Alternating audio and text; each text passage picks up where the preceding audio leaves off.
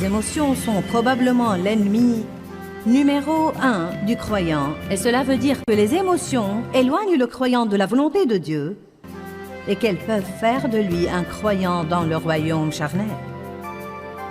Restez avec nous dans Jouissez de votre vie.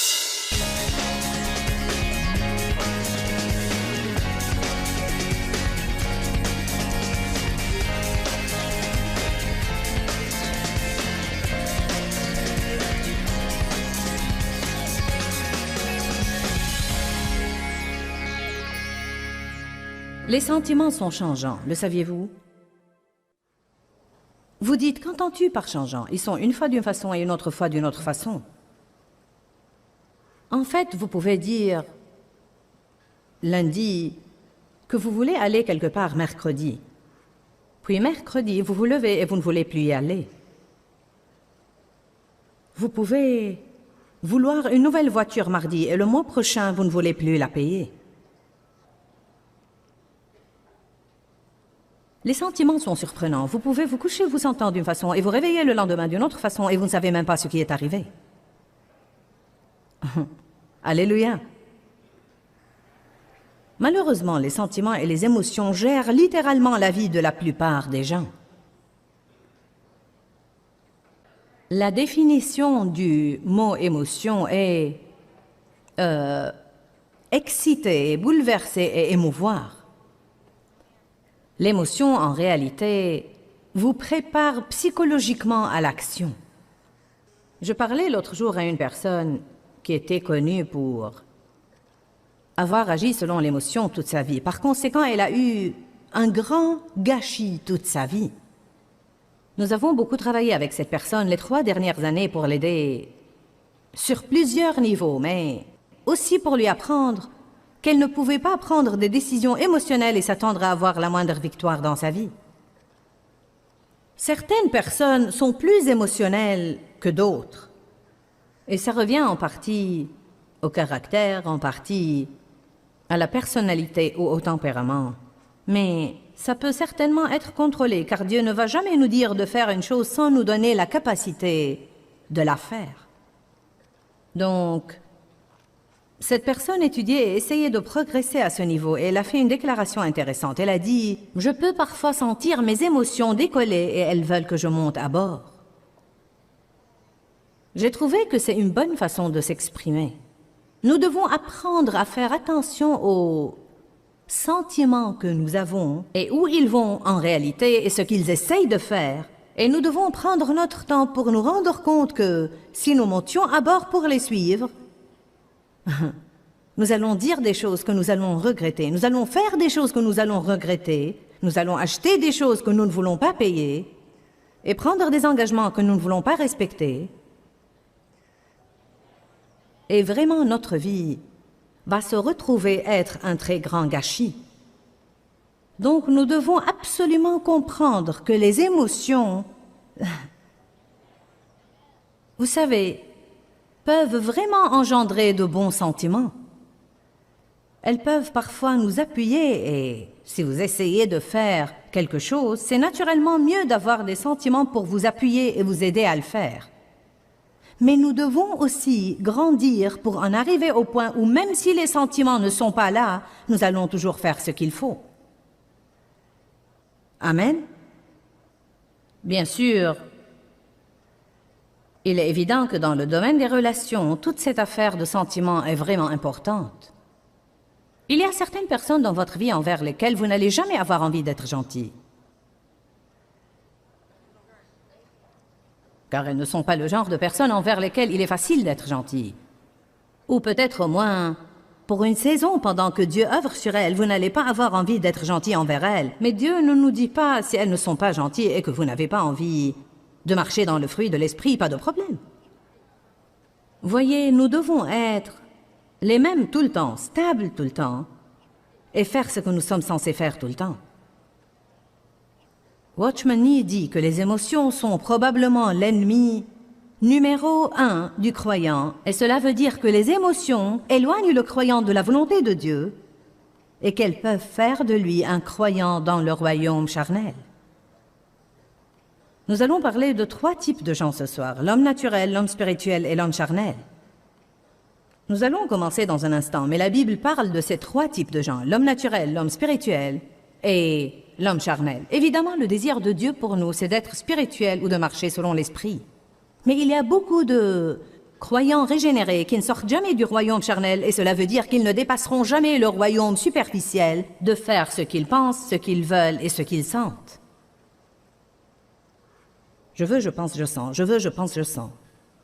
Les émotions, je crois, sont considérées comme l'ennemi numéro 1 du croyant, car quand les émotions sont bouleversées, votre esprit peut facilement être trompé sur ce que vous devez faire et ce que vous ne devez pas faire, et la conscience sera privée de son niveau normal de jugement. Je sais que c'est beaucoup dire et peut-être beaucoup penser, mais c'est aussi une déclaration de Watchman Nee qui a vraiment béni ma vie. Comme quoi, quand les émotions sont bouleversées, votre esprit est dupé. Cette personne à laquelle je parlais cette semaine et qui avait eu tant de problèmes avec les émotions a vraiment fait une chose très bête. Et quand j'ai commencé à lui en parler, elle a dit « Enfin, tu sais, j'avais l'impression que c'était de Dieu. » Mais en y regardant vraiment de plus près, c'était une chose que cette personne voulait faire, et elle voulait la faire depuis un certain temps, pour reprendre sa relation avec quelqu'un qu'elle ne devait pas fréquenter. Elle m'a entendu prêcher un message sur le pardon, et elle a décidé, sur un coup de tête à la fin de ce message, qu'elle devait appeler cette personne et lui dire qu'elle lui pardonnait. La personne ne voulait même pas de son pardon. Mais vraiment, la vérité était en fait que cette personne-là voulait revenir à cet individu, elle voulait le contacter et elle s'est servie de mon message comme un prétexte pour le faire. Savez-vous que le diable peut vous citer des Écritures? Il l'a fait avec Jésus. Donc nous avons beaucoup à apprendre sur les émotions. Amen.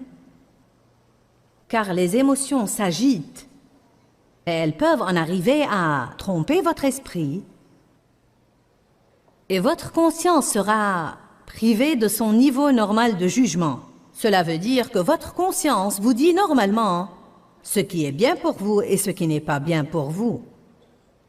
Non mais vous savez, il y a une certaine façon de sentir si une chose est bonne ou si une chose est mauvaise. Mais quand vos émotions sont vraiment excitées, tout ce que vous sentez, c'est tout ce « Ah !» Et c'est là que nous finissons par faire des choses que nous ne devons pas faire.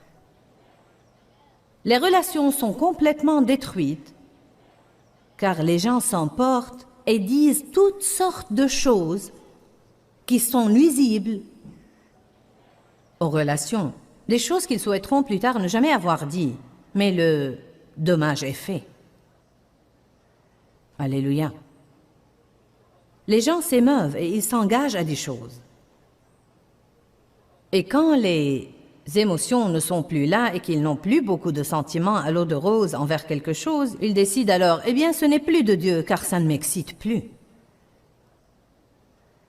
Allez, je prêche bien déjà et il est encore tôt. J'ai jeté la fondation et ça chauffe déjà.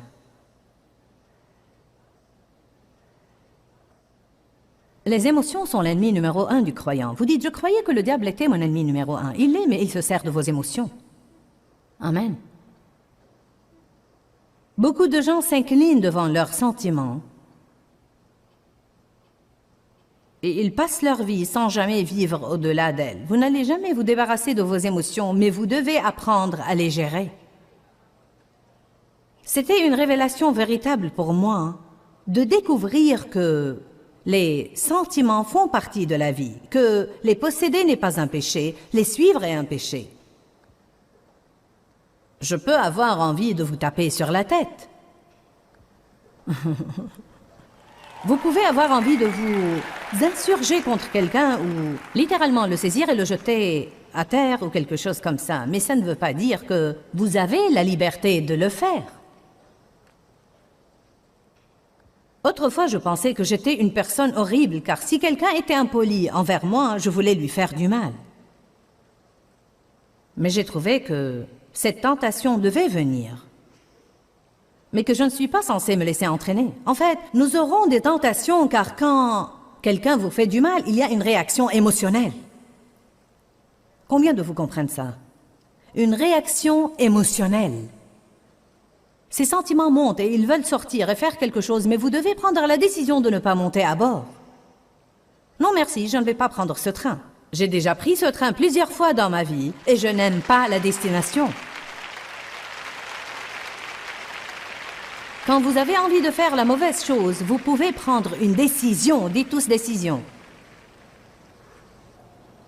Dites discipline. Discipline veut dire choisir de faire ce qui est bien quand vous avez envie de faire ce qui est mauvais. La discipline, c'est de choisir maintenant ce dont vous allez être heureux plus tard. Pas de discipline, pas de châtiment qui est la discipline de Dieu. Toute correction sur le moment n'est pas sujet de joie, cependant plus tard, elle produit un fruit de paix et de justice pour ceux qu'elle a ainsi exercés. C'est dans Hébreux 12. Donc choisissons de faire maintenant la chose dure pour avoir la bonne chose plus tard. Dieu soit loué. Les sentiments ne vont jamais s'en aller, mais ce que nous devons apprendre, c'est de les gérer, de ne pas les suivre, de les avoir, mais de ne pas nous incliner devant eux, de les avoir, mais de ne pas les laisser nous gouverner et nous contrôler, et de ne pas nous fier à eux, comme à un Dieu dans notre vie. Je le dirai à nouveau, certains gens font de leurs sentiments un Dieu. Ils passent littéralement leur vie à suivre leurs sentiments. Ils vont à l'église s'ils en ont envie. Ils font de l'exercice s'ils en ont envie. Ils étudient et lisent s'ils en ont envie. Ils dépensent tout ce qu'ils ont envie de dépenser. Ils parlent aux gens comme il leur semble bon de parler aux gens. Et leur vie est un désastre. Vous ne pouvez pas. Je ne peux pas. Personne ne peut suivre ses sentiments tout le temps et avoir une vie qui vaut la peine d'être vécue. Nous ne pouvons pas le faire. La raison pour laquelle c'est si précieux, non seulement pour ceux qui sont là, mais pour les multitudes qui nous regardent à la télé, c'est que probablement la plupart de vous ici ont une certaine éducation chrétienne. Ce que je dis ce soir n'est peut-être pas complètement une nouveauté pour vous. Ça ne veut pas dire que vous n'en avez pas besoin, car Dieu vous a amené ici. Ne pensez pas à tous les gens émotionnels que vous auriez aimé amener avec vous. La bonne nouvelle, c'est vous êtes là, donc vous en avez besoin. Amen. Il y avait un moment dans ma vie où même comme chrétienne, j'ignorais ça. Car j'écoutais seulement de la doctrine chaque dimanche, mais je n'écoutais rien qui m'aidait vraiment dans ma vie de tous les jours pour m'entendre avec les gens et pour essayer d'avoir le moindre contrôle sur ma vie. Peut-être qu'il y a des gens là dans le bâtiment et des millions de personnes qui nous regardent à la télé en ce moment et personne ne leur a jamais dit qu'elles ne pouvaient pas faire tout ce qu'elles ont envie de faire. Vous pensez que c'est normal? Je ne nettoie pas ma maison car je n'en ai pas envie. J'ai acheté ça car j'en ai eu envie. Eh bien, je parle aux gens comme il me semble bon de leur parler. Vous ne pouvez pas faire cela. Vous n'allez jamais avoir la moindre victoire. L'autre chose que je dois vous dire, c'est que vous ne pouvez pas vous aider vous-même si vous n'avez pas Jésus dans votre vie comme étant la force présente pour vous aider à faire ce qui est bien quand vous voulez faire ce qui est mal. Donc, vous devez accepter le Christ comme votre sauveur, comme votre aide. Vous avez besoin du Saint-Esprit comme votre aide pour vous aider non seulement à aller au ciel, mais à vivre. Nous avons besoin de Jésus. Nous avons besoin de lui tout le temps, à tout point de vue, pour nous aider en toutes choses. La maturité spirituelle, qui est l'objectif de tout croyant. Dieu veut que nous grandissions. Cela veut dire la maturité. La maturité spirituelle n'est pas possible avant que le croyant apprenne à vivre au-delà de ses sentiments. Galates 6:9 dit « Ne nous laissons pas de faire le bien, car nous moissonnerons au temps convenable si nous ne relâchons pas. Ne perdons pas courage et ne nous laissons pas de faire le bien, car si nous ne relâchons pas,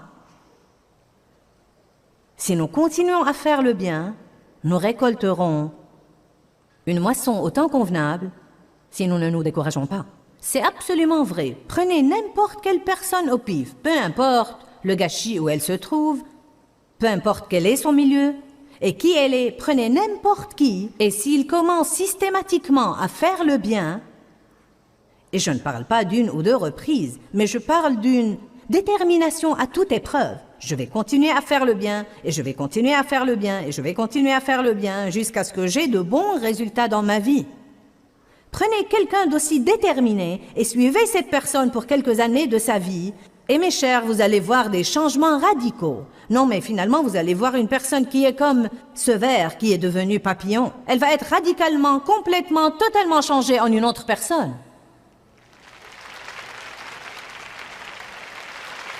Mais ça n'arrive pas parce que vous priez la prière du pécheur. Quand vous faites ça, vous faites un pas. Ce que vous devez faire, c'est faire de la marche. Et une marche comprend beaucoup de pas. Je vous encourage ce soir, ne vous lassez pas de faire le bien, car vous moissonnerez si vous ne relâchez pas. Relâcher veut dire renoncer, et le premier endroit où vous relâchez, c'est dans votre esprit. Écoutez-moi, les gens renoncent parfois parce qu'ils ne sentent pas qu'ils veulent continuer.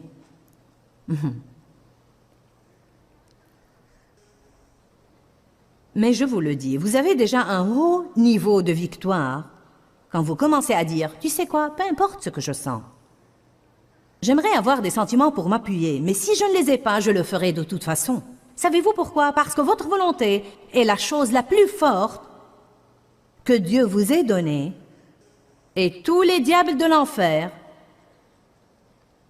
ne peuvent vous porter à faire le mal si vous accordez votre volonté avec Dieu pour faire le bien. Car quand vous et Dieu votez ensemble, le diable sort dehors. Nous avons le choix. La Bible dit « L'esprit s'oppose à la chair et la chair s'oppose à l'esprit ». Ils sont continuellement, sans interruption, antagonistes l'un envers l'autre. Ça veut dire, quand vous êtes sauvés, il y a une guerre qui commence.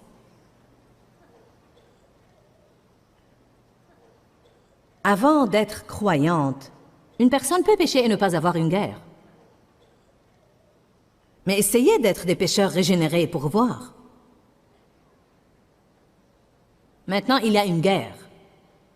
Amen. Pendant des années, je répondais à mon mari, et j'en avais pas mauvaise conscience. Je croyais que j'étais responsable, une femme moderne. Dieu soit loué, tu ne me bousculeras pas. J'étais même une chrétienne, mais j'étais une chrétienne charnelle. Il n'y avait personne à l'époque pour me dire le genre de trucs que j'essaye de vous dire maintenant. Personne ne me tenait tête pour me dire « Écoute, tu ne peux pas suivre tes sentiments, tu ne peux pas faire ce que tu veux faire, tu ne peux pas parler aux gens comme tu as envie de le faire et plaire à Dieu. Si tu veux les bénédictions de Dieu sur ta vie, tu dois marcher dans la volonté de Dieu. » Jésus a payé le prix pour que j'aie un merveilleux héritage. Mais cet héritage ne va pas être à moi avant que je grandisse, et vous non plus. C'est à la banque. Ça m'attend en fait dans la terre promise. Mais je dois traverser le désert de la vie dans la chair et traverser le Jourdain. Savez-vous ce que veut dire Jourdain? Qui descend ou descendre? Savez-vous combien de gens sont sortis de l'esclavage de l'Égypte et qui ont traversé le Jourdain sont entrés dans la terre promise? Du groupe initial qui était sorti, qui comptait 1,5 million à peu près, 2. Pas 200, pas 2000, 2 personnes. Tous les autres sont morts là-bas. C'est vrai que plus de 2 personnes sont entrées, mais c'était des personnes qui étaient nées dans le désert. Du groupe initial qui était sorti de l'Égypte, 2 personnes sont entrées dans la terre promise. Stupide, stupide, stupide, stupide, stupide. Savez-vous ce que ça me dit? Pas tellement de gens font tout le chemin vers la terre promise. Dieu vous aime même dans le désert. Rappelez-vous, il les a nourris de la manne, leurs vêtements et leurs souliers ne se sont pas usés, mais ils n'ont jamais eu rien de nouveau non plus.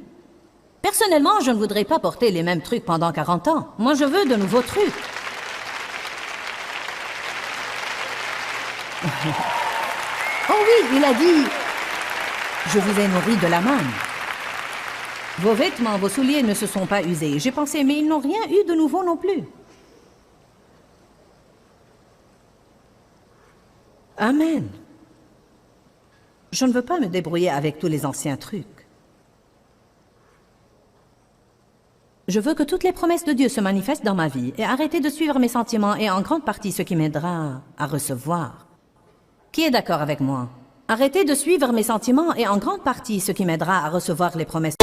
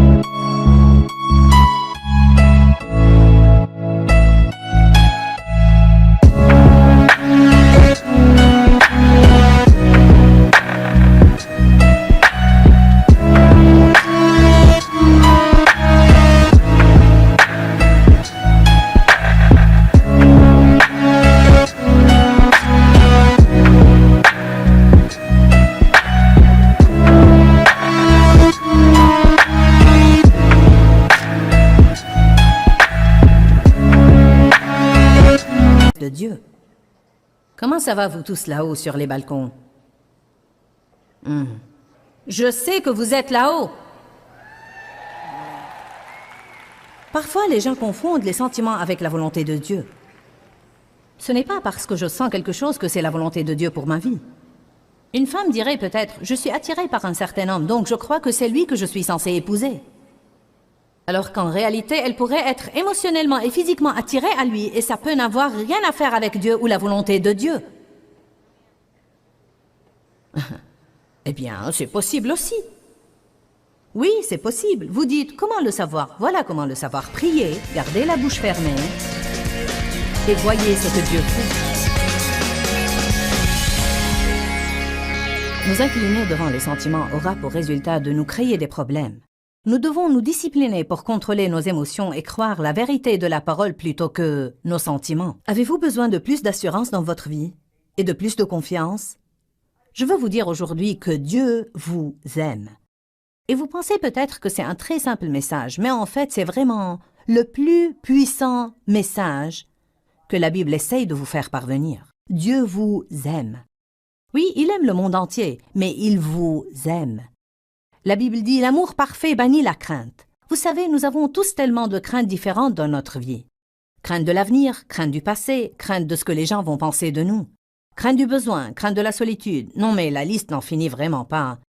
Et c'est uniquement le fait de savoir combien Dieu nous aime et que s'il nous aime, il va certainement s'occuper de nous, qui nous délivrera de ces craintes. Beaucoup de gens m'ont dit au fil des années, « Tu sais, tu m'as regardé et tu as dit, Dieu t'aime à toi. » Et Joyce, quand tu as dit ça, ça a changé ma vie. Eh bien, vous savez, je suis stupéfiée par le nombre de personnes qui n'ont peut-être jamais entendu ça, ou ceux qui l'ont entendu et n'ont pas encore décidé vraiment de le croire. Et je veux que non seulement vous l'entendiez aujourd'hui, mais je veux que vous le receviez à l'intérieur de vous. Je veux que vous receviez la vérité, que Dieu vous aime. Il vous aime inconditionnellement. Peut-être que vous n'êtes pas tout ce que vous devez être ou tout ce que vous aimeriez être, mais Dieu vous aime. Il vous aime là où vous êtes, et si vous recevez son amour, il vous aidera à arriver là où vous aimeriez être, et il vous aidera à être tout ce que vous devez être. Donc recevez ça aujourd'hui, car c'est la force qui apportera la guérison à votre vie. Encore une fois, Dieu vous aime. Que Dieu vous bénisse et à très bientôt. Pourquoi Seigneur, pourquoi? Dans ce livret, Joyce Meyer nous enseigne à travers la parole comment être délivré de la confusion. Pour obtenir ce livret gratuitement, écrivez-nous à Joyce Meyer.